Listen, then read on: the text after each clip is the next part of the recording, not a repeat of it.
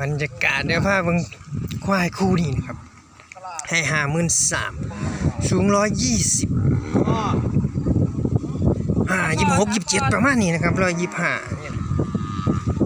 แล้วนี่เวียดให้อยู่53,000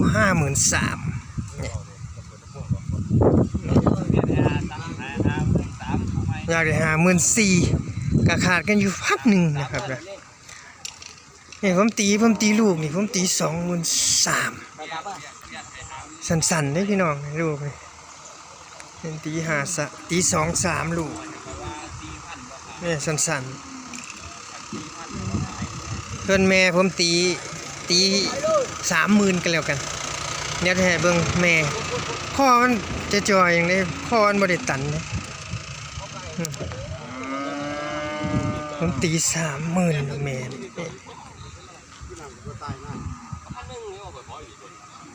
แล้วเบิ่งถ่ายให้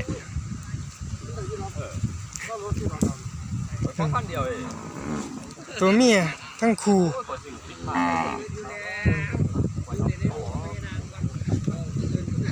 ส่วนตัวมันก็คือว่าแหละมันแวนงัวผมมันงัวคนอื่นนะครับนะมันก็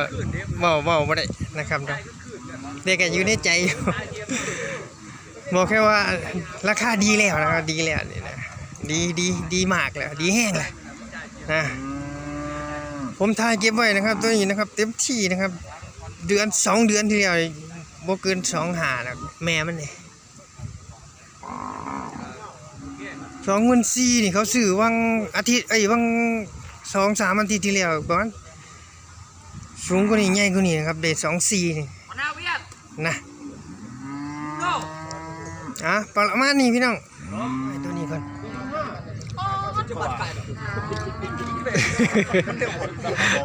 ประมาณละสูง140นะครับบ่ได้เบิ่งฟันพี่น้องแค่ว่านั้นจะ2 คู่นะครับงัวเนี่ยประมาณควายนะครับควายขออย่าง3 ปี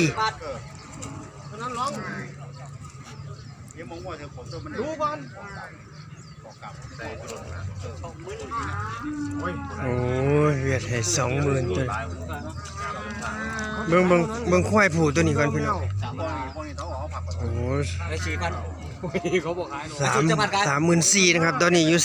34,000 35,000 6,000พี่น้องอะไรหอด 6,000โอ้36,000โอ้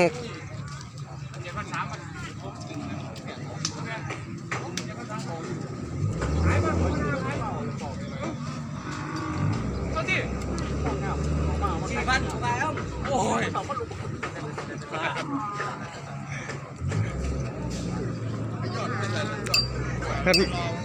หันมาใหม่เพิ่นกับบ่ให้ซ้ำนี่เด้อพี่น้องเอาให้เพิ่นให้ไล่กันมาฮอด36เด้อพี่น้องเด้อเดี๋ยวขึ้นเป็นตัวหนังสือให้นี่36,000โอ้ยบ่ฮอด34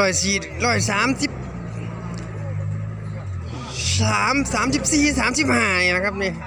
ส่วนสูงผมบอกผิดพี่น้องขอโทษขออภัยประมาณ133 34 35แค่นั้นเองนะควายผูตัวนี้นี่36,000นี่เวียดให้ตัวนี้เพิ่นให้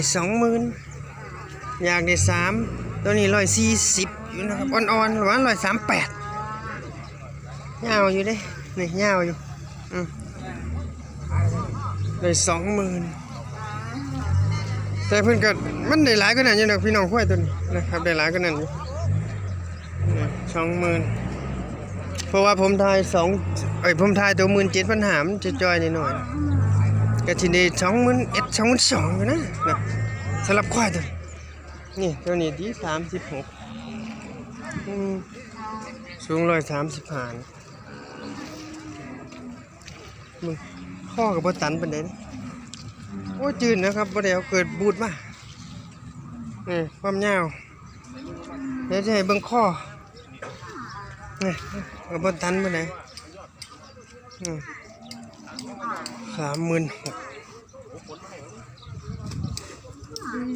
ควายดีนะครับควายนะครับเด้ออนุรักษ์ไว้เก็บไว้เลี้ยงไว้เด้นะควายเอา สีฟันเจ็ด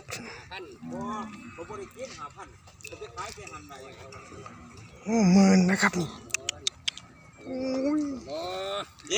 อยากได้15,000นะครับตัวนี้น้อยให้กันเธอเดียวนี่บ่เดียวนี่บ่ให้กินอีหยังบ่มันน่าจะบ่ได้นี่เบิ่งให้หมื่นเท่าไหร่นะครับสูง125โอ้ยไปหาว่าดิทำมันบ่สิว่าตัวเมียนะครับตัวเมียโอ้พี่น้องตัวนี้น้อยนี่14,500นะครับอุ้ยโอ้ยพี่น้องนี่เบิ่งนี่สั้นๆนึงนะครับนะสูง125ได้นะครับเศร้าเลยคุ้ยมันหอดนึงกับวัดสูบเดี๋ยวโอ้ยขึ้นมาแล้ว14,000ครับเดี๋ยวเบิ่งถ่ายให้น้ำโอ้คุ้ยไหมสูงลิ่วเลยคุ้ยได้พี่น้องคุ้ยได้แต่วัวผมยังวันหูนะครับประมาณนี้แล้วมียังเดี๋ยวสิถ่ายให้เบิ่งได้เท่าใดนี่ให้ไฟ30,000โอ้รัก3 36,000แล้วมันสิตื่นกับเพิ่นเนี่ย130ตัวผู้นะครับตัวผู้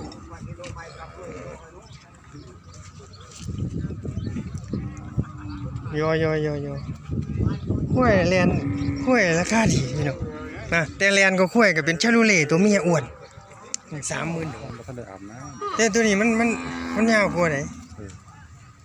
100บ่ฮอด103ดีเดี๋ยวผมว่า128 130บวกลบไปแล้วกันพี่น้อง128ก็33 32บ่เกิน130บวกลบโอ้ลำตัวยาวให้37,000เงาเลยนึงว่าตัวนั้นสั่นเลยก็ตันจูรู37,000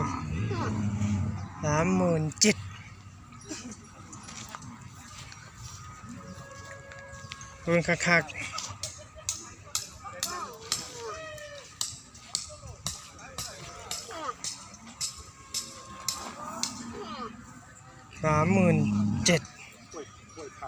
เวียดนามให้